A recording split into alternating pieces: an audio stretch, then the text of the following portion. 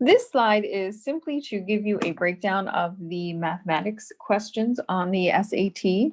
They break it down into 4 different parts. The biggest section is the heart of algebra, which makes up 33% of all the math questions, or 19 questions to be exact.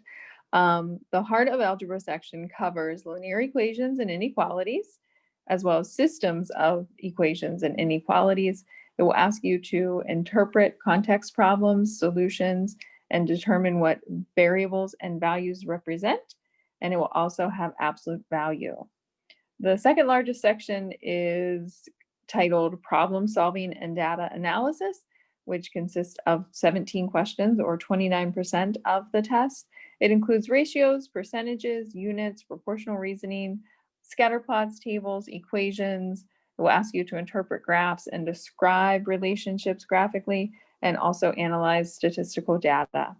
The third section is Passport to Advanced Math, or STEM, which would be 28%, or 16 questions for the mathematics section.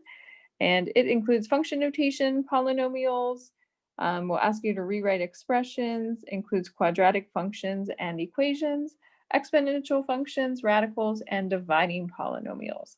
And lastly, the remaining 10% of the SAT mathematics questions involve area, volume, circles, triangles, trigonometry, radians, and complex numbers.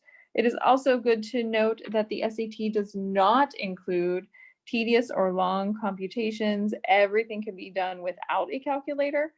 Even though the larger math section, you are allowed to use a calculator. It does not include matrix operations. It does not include logarithms. It does not include formal geometric proofs. And it does not include the computation of standard deviation. So please look for links for more specific information about each of these sections.